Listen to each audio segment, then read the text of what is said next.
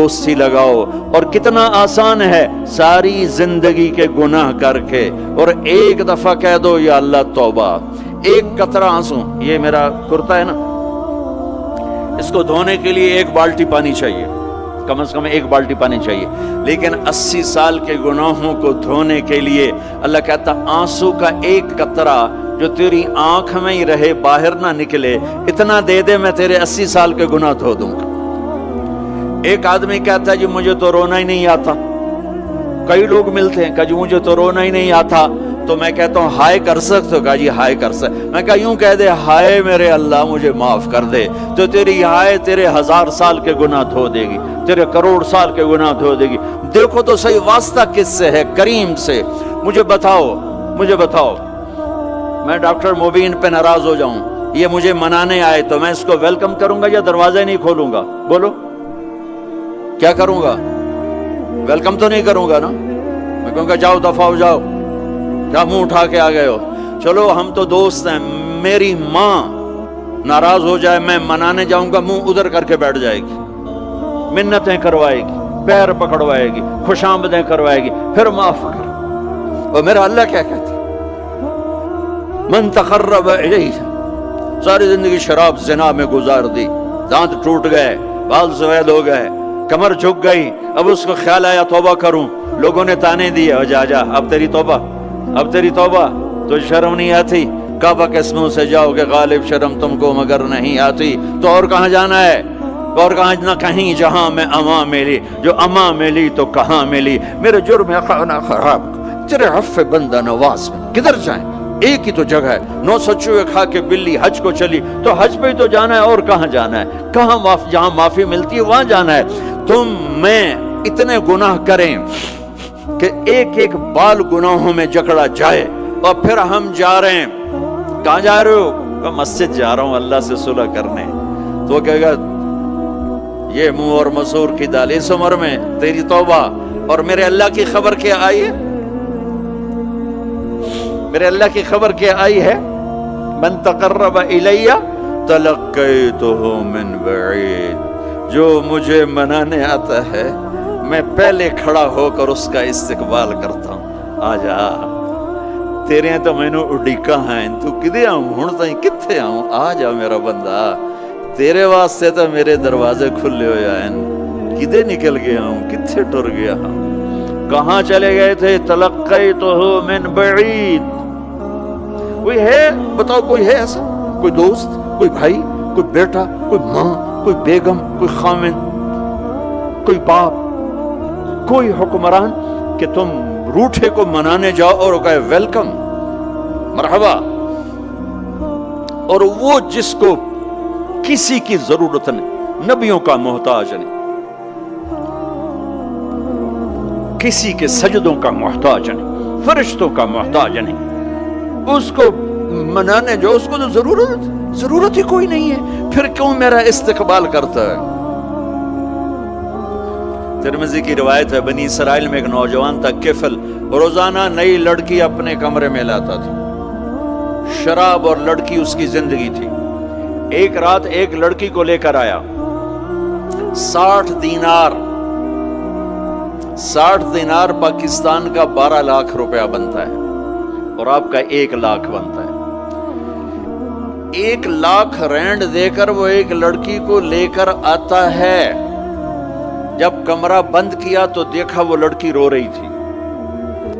تو کفل کہتا ہے میں زبردستی تو نہیں لے کر آیا، ڈیل کر کے لایا ہوں. تو وہ روتے بولی کفل طوائف نہیں ہوں، غریب، مجھے غربت نے عزت بیچنے تک پہنچا دیا ہے. میں کہا کرتا ہوں جب مالدار لوگ زکوٰۃ نہیں دیتے تو غریبوں کی بیٹیاں طوائف بن جاتی. جب مالدار لوگ اپنے جنت بنا دنیا کو جنت بناتے ہیں اور غریبوں کو بھول جاتے ہیں تو غریبوں کی بیٹیوں کی عزتیں یوں نیلام ہوتی ہیں. وہ ساری زندگی کے لیے طوائف کا داغ اپنے ماتھے پہ لیتی ہیں اور زندگی بھر عزت کا ایک لمحہ نہیں گزار سکتی. اور طوائفوں سے کھیلنے والے وہ ویسے ہی مسٹر رہتے ہیں، وہ ویسے ہی ہز ہائنس رہتے ہیں، ویسے یور آنر رہتے ہیں، ایک بچی کی عزت برباد ہو گئی اور اس خبیث کی عزت ویسے کے ویسے ہے. اس لیے تو میرے اللہ نے قیامت کا دن رکھا ہے. اس لیے تو میرے اللہ نے قیامت کا دن رکھا ہے. ہائے ہائے ہائے ہائے. ایسے تو نہیں حسین سر کٹوا کے نیزوں پہ چڑھ گئے اور آل رسول گھسیٹے گئے اور بوٹی بوٹی ان کے ہو گئی کہ اللہ کو نہیں چھوڑنا باقی سب چھوڑ دیں گے. جس امت کے پاس کربلا کی تاریخ ہو وہ امت نماز چھوڑ دے, وہ امت جھوٹ بولے, شراب پی, زنا کرے. جلا دو اپنی تاریخ کو, جلا دو اپنی کتابوں کو, جلا دو اپنی میراث کو. جو کرنا پھر جو مرضی کرو, بھلا دو حسین کی قربانی کو. یہ کوئی زندگی ہے جو ہم گزار رہے ہیں؟ وہ عورت رونے لگی, وہ لڑکی رونے لگی, کفل عزت دار ہوں, مجھے غربت نے طوائف بنا دیا ہے. تو کفل رو پڑا اور کہنے لگا میری بہن جس عزت سے آئی تھی چلی جا, جو پیسے دیے ہیں جا اپنی غربت مٹا, ہدیہ 60 دینار 1 لاکھ رینڈ بنتا ہے, جا اپنی غربت مٹا. اور میرے لیے دعا کر, میں بہت گندا انسان ہوں, میں تیری آنسوؤں کو دیکھ کر میں بھی توبہ کرتا ہوں. وہ لڑکی گھر پہنچی, پیچھے کفل مر گیا. اس کو نہیں پتا موت آئی کھڑی ہے سر پہ, وہ مر گیا. اللہ آخرت سے پردہ نہیں اٹھایا اللہ نے. وَمِن وَرَائِهِمْ بَرْزَخٌ إِلَى يَوْمِ يُبْعَثُونَ, پردہ ہے.